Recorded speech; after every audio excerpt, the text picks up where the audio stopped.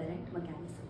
अब इस टॉपिक को पढ़ने से पहले कुछ बेसिक कॉन्सेप्ट्स हैं एंड टर्म्स हैं जो हमें पता होनी चाहिए, उसके बाद ये टॉपिक समझना ईजी हो जाएगा। ओके, पहले उनको पढ़ लेते हैं।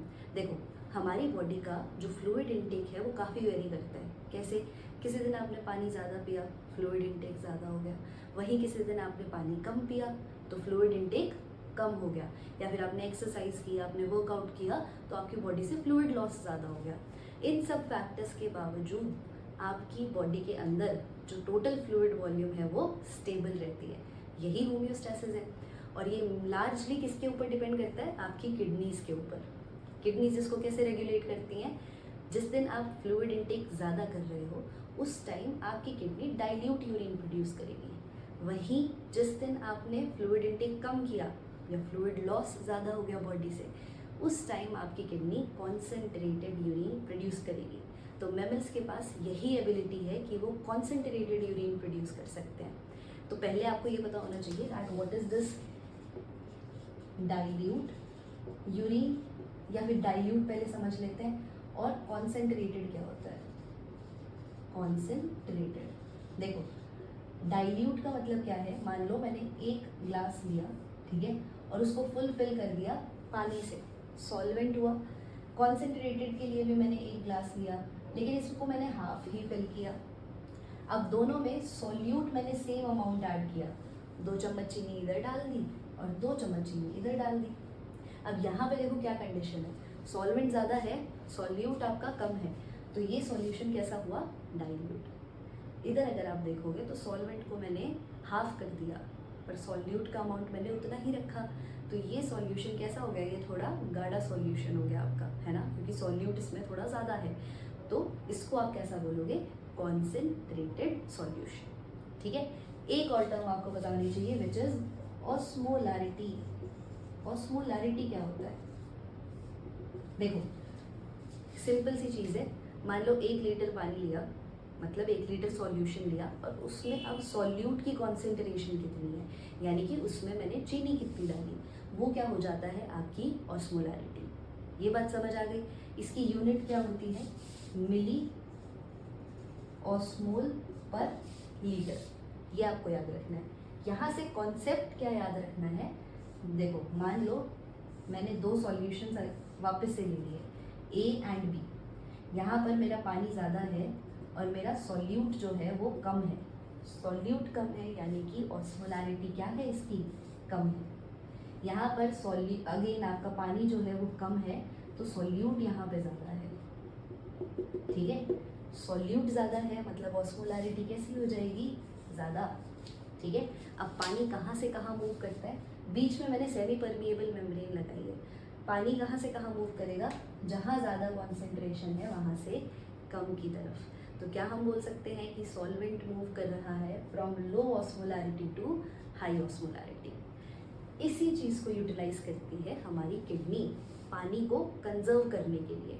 ठीक है, क्योंकि पानी आपको कंजर्व करना है, कॉन्सेंट्रेटेड यूरिन प्रोड्यूस करना है, उसमें सॉल्वेंट कम रखना है, कंजर्व करना है। ये किडनी कैसे करती है? यहाँ पे देखो, किडनी का आउटर रीजन कौन सा है? कॉर्टेक्स। इनर रीजन क्या है? मेड्यूला। ठीक है, अब एक नेफ्रॉन ड्रॉ कर लेते हैं यहाँ पे। Bowman's capsule, PCT. इसके बाद क्या आ जाता है? Loop of Henle. यहाँ पे thick ascending limb, then DCT, और फिर क्या आ गया आपका? Collecting duct. ठीक है, अब देखो कॉर्टेक्स में भी सेल्स प्रेजेंट है, यहाँ पर भी सेल्स प्रेजेंट है। सेल्स है तो उनके बीच में क्या मिलेगा? टिश्यू फ्लूइड, या फिर आप उसको क्या बोल सकते हो? Interstitial fluid. तो इसकी भी तो ऑस्मोलैरिटी होगी, इसमें भी सॉल्यूट्स प्रेजेंट होंगे। ठीक है, तो अगर आप कॉर्टेक्स की ऑस्मोलैरिटी की बात करोगे वो बराबर होती है हमारे ब्लड की ऑस्मोलैरिटी के। ब्लड में कितनी होती है ऑस्मोलैरिटी? ब्लड में होती है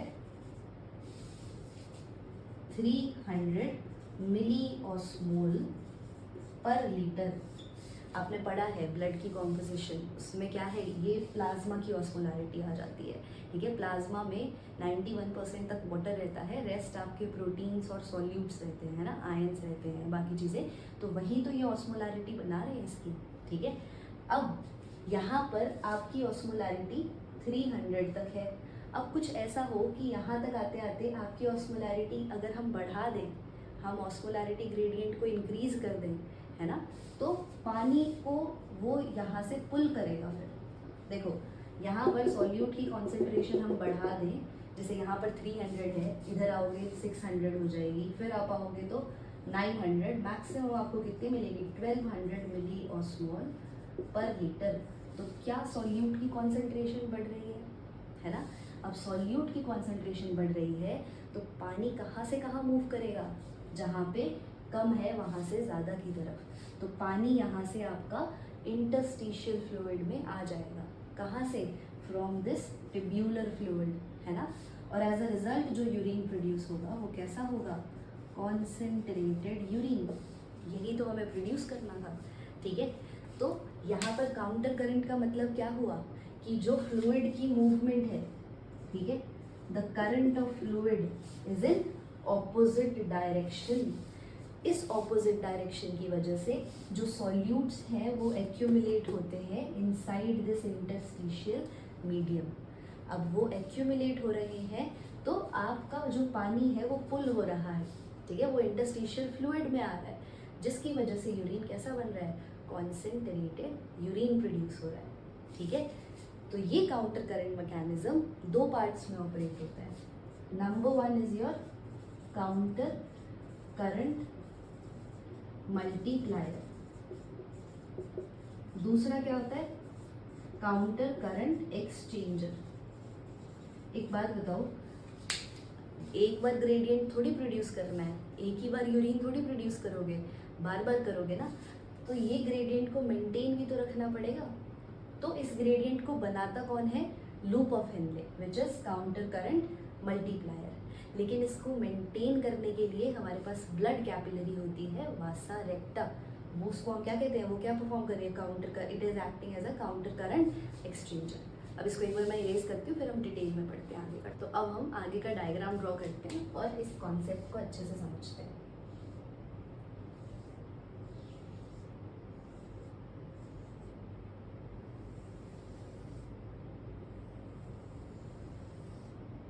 इसको थोड़ा सा हम ब्रॉड रख लेते हैं ताकि हम कंसंट्रेशन लिखे तो समझ आए। ये आ गया आपका थिक असेंडिंग लिम्ब और बाहर वी हैव डीसीटी और फिर वापस से कलेक्टिंग डक्ट, ठीक है। अब देखो इसमें ये वाला पोर्शन आपका ऊपर की तरफ हमारे पास क्या है, कॉर्टेक्स, यहाँ पर मेड्यूला, और ऑस्मोलैरिटी ग्रेडियंट इंक्रीज होता रहता है। यहाँ पे 300 मिली ऑस्मोल पर लीटर, फिर आप आओगे तो 600 मिली ऑस्मोल पर लीटर, फिर 900 एंड देन 1200 मिली ऑस्मोल पर लीटर, ठीक है। अब देखो क्या होता है, आपको पता है लास्ट क्लास में हमने पढ़ा था जो ग्लोमेरुलर फिल्ट्रेशन रेट है वो पर मिनट कितना होता है, 125 ml। एक दिन में कितना हो रहा है, 180 लीटर, है ना। लेकिन एक बात बताओ, ये 180 लीटर फिल्ट्रेट बन तो रहा है, पर आप क्या इतना फिल्ट्रेट रिलीज कर देते हो, नहीं करते। यूरिन तो आप सिर्फ कितना कर रहे हो, 1.5 से 1.8 लीटर, तो बाकी का सारा क्या हो रहा है, रीएब्जॉर्ब हो रहा है, ठीक है। तो अब हमें रीएब्जॉर्प्शन पे ध्यान देना है, हमें पानी को बचाने पे, कंजर्व करने पे ध्यान देना है, ठीक है। अब जैसे देखो आपका ब्लड इधर आएगा यहाँ पे, तो बाहर इसकी कॉर्टेक्स में कितनी थी ऑस्मोलैरिटी, 300, अभी वो यहाँ आया तो 300 ही है। अब पीसीटी में मैक्सिमम रीएब्जॉर्प्शन हो जाता है वाटर का, पर उसके साथ सॉल्यूट्स का भी होता है, ठीक है। तो यहाँ पे रेशियो चेंज नहीं हो रही है वाटर सॉल्यूट्स की, वो सेम है। तो यहाँ पर जो इधर जो एंटर करेगा वो भी कितनी होगी, उसकी ऑस्मोलैरिटी 300। अब देखो क्या होगा, अब जैसे जैसे ये नीचे आने लगेगा तो यहाँ पे ये क्या देखेगा कि सॉल्यूट की कॉन्सेंट्रेशन तो ज़्यादा है और मेरा जो डिसेंडिंग लिम्ब है it is permeable to water. तो वाटर यहाँ से बाहर आना शुरू हो जाएगा, पानी यहाँ से बाहर आना शुरू हो जाएगा। ये जो ऑस्मोलैरिटी है ये इससे मैच करने की कोशिश करेगा। तो अब इसकी ऑस्मोलैरिटी, पानी बाहर जा रहा है, अंदर कॉन्सेंट्रेटेड होता जा रहा है, तो आपकी ऑस्मोलैरिटी जो है वो इंक्रीज होती जाएगी। अब ठीक है, इससे मैच करने की इट विल ट्राई, और इसलिए ये इंक्रीज होती जाएगी and it will reach up to maximum 1200। अब हेयर पिन टर्न पे यहाँ पे मैक्सिमम रहती है। इसके बाद जब ये ऊपर जाना शुरू करेगा तो अब ये वाला जो बच्चे सेगमेंट है ये वाटर के परमिएबल नहीं है, ठीक है, ये वाटर को अंदर रखेगा, सॉल्यूट्स के लिए परमिएबल है। तो पहले तो सॉल्यूट्स आपके कैसे जाएंगे, पैसिवली। यहाँ पर आते हुए ये एक्टिवली यहाँ के जो सेल्स हैं वो इसको NaCl को आपका बाहर भेज देते हैं, ठीक है। अब ये NaCl को यहाँ भरते जा रहे हैं, तो इसी की वजह से तो आपका जो ये ग्रेडियंट है, सॉल्यूट का कॉन्सेंट्रेशन है, ये इंक्रीज हो रहा है। और अंदर अब सॉल्यूट कैसा हो रहा है, अंदर ये डाइल्यूट हो रहा है, क्योंकि सॉल्यूट्स तो आप बाहर भेज रहे हो। तो अंदर अब ऑस्मोलैरिटी आपकी रिवर्स जाती जाएगी, 900, 800, ठीक है, 600, 400, 200, ठीक है। तो इस डायरेक्शन में यहाँ पे मेरा यूरिन कैसा हो रहा है, कॉन्सेंट्रेटेड यानी कि हाइपरटोनिक। यहाँ पर जाते जा रहे हैं तो वो कैसा हो रहा है, डाइल्यूट यानी कि हाइपोटोनिक, ठीक है, क्योंकि यहाँ पे ये वाला जो पार्ट है it is impermeable to water. अब जैसे ही आप, अब यहाँ पे देखो 150 लीटर तक तो हो गया रीएब्जॉर्ब, मैक्सिमम तो इधर ही हो रहा है ना, लेकिन अभी बाकी का भी तो 30 लीटर हमें बचाना है, वो हम कैसे बचाएंगे, ठीक है। अब देखो जैसे जैसे आप ऊपर जाओगे, अब DCT आप आ गए यहाँ पर कॉर्टेक्स के अंदर, किधर आ गए आप, कॉर्टेक्स के अंदर, ठीक है। अब कॉर्टेक्स में जो DCT के सेल्स होते हैं वो वापस से वाटर के लिए परमिएबल हो जाते हैं, ठीक है, इन केस जब आपको कॉन्सेंट्रेटेड यूरिन प्रोड्यूस करना है, ठीक है। तो अब यहाँ से वाटर जो है वो वापस से रीएब्जॉर्ब होगा, पर अभी भी वाटर का अमाउंट रह रहा है। तो अब जब ये फ्लूइड आपका कलेक्टिंग डक्ट में आएगा तो देखो ये मेड्यूला में जाता जा रहा है, डीप इनटू मेड्यूला, वापस से ऑस्मोलैरिटी का ग्रेडियंट यहाँ बढ़ता जा रहा है। तो पानी यहाँ से क्या होगा, पानी यहाँ से पुल होगा and it will enter into the interstitial medium, यही तो हमें करना है, ठीक है। और यहाँ के जो से अब यहाँ पर आते आते आपका यूरिया बहुत सारा एक्यूमुलेट हो जाएगा, यूरिया कॉन्सेंट्रेट हो जाएगा, कुछ अमाउंट ऑफ यूरिया भी यहाँ पे आ जाता है। क्यों, क्योंकि हमें ये ऑस्मोलैरिटी ग्रेडियंट मेंटेन तो करके रखना है, सॉल्यूट्स को मेंटेन करके रखना है। ये यूरिया आपका यहाँ पर एंटर करेगा और ऐसे इसकी कुछ अमाउंट ऑफ यूरिया जो है वो इस तरीके से चलता रहेगा, इसको बोलते हैं यूरिया रिसाइकलिंग, ठीक है। और मेजरली आपका फिर यही प्रोड्यूस होता है। तो आपका यूरिन कैसा प्रोड्यूस हो गया, कॉन्सेंट्रेटेड यूरिन, क्योंकि ऑस्मोलैरिटी ग्रेडियंट ज़्यादा था, वाटर कॉन्टिन्यूसली पुल हो रहा था, नीचे आते आते अब आपका यूरिया जो है उसकी कॉन्सेंट्रेशन बढ़ जाती है, सॉल्यूट्स की कॉन्सेंट्रेशन बढ़ जाती है, as a result concentrated urine जो है वो प्रोड्यूस होता है। अब एक बात बताओ, लूप ऑफ हेनले ने मल्टीप्लायर का काम किया, ऑस्मोटिक ग्रेडियंट को इतना बढ़ा दिया। अगर ये स्ट्रेट ट्यूब होती तो आपका ऑस्मोलैरिटी ग्रेडियंट इतना जाता ही नहीं, वो अप्रॉक्सीमेटली 200 मिली ऑस्मोल तक जाता। तो लूप ऑफ हेनले ने ये काम तो कर दिया, पर एक ही बार यूरिन तो नहीं बनाना ना, बार बार यूरिन प्रोड्यूस करना है, तो इसको मेंटेन भी तो करना है। उसके लिए क्या आती है हमारी ब्लड कैपिलरी विच इज वासा रेक्टा, जो यहाँ पर रहती है, ठीक है। इसमें क्या होता है, जो ये वाटर यहाँ पे इतना आ रहा है, अगर वाटर भरते जाओगे तो वो तो डिल्यूट होता जाएगा, ये ग्रेडियंट डिस्टर्ब हो जाएगा।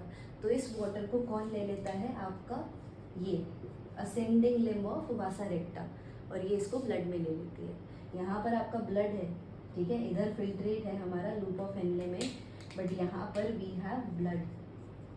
तो ये वाटर यहाँ असेंडिंग लिम्ब में एंटर करता है and it will then go upward, यहाँ पर वो डिस्टर्ब नहीं होने देगी ग्रेडियंट को वासा रेक्टा। और जो ये NaCl है वो यहाँ एंटर करता है inside the descending limb of वासा रेक्टा। अब जैसे जैसे NaCl यहाँ आएगा और फिर आपका ऊपर की तरफ जाएगा, वो देखेगा अरे बाहर की तरफ, वो ऊपर की तरफ, तो अब बाहर ऑस्मोलैरिटी कम होती जा रही है, तो NaCl बाहर रिलीज होता जाएगा। तो एक तरीके से वासा रेक्टा क्या कर रही है, सॉल्यूट्स का और वाटर का एक्सचेंज कर रही है ना। तो इसको हम क्या बोलते हैं, काउंटर करंट एक्सचेंजर। अब देखो इसी ऑस्मोलैरिटी ग्रेडियंट की जो इंक्रीजिंग ऑस्मोलैरिटी ग्रेडियंट है, इसकी वजह से we are able to pull the water inside the interstitial medium, और फिर एज ए रिजल्ट आप कैसा यूरिन प्रोड्यूस कर रहे हो, कॉन्सेंट्रेटेड। तो हमारी किडनीज के पास एबिलिटी होती है कि ये 4 गुना ज़्यादा कॉन्सेंट्रेटेड यूरिन प्रोड्यूस कर सकती है, किसके कंपैरिजन में, 300 मिली ऑस्मोलर जो एंटर कर रहा था फिल्ट्रेट, उसके कंपैरिजन में। So this is the concept of counter current mechanism. Hope you understand it well.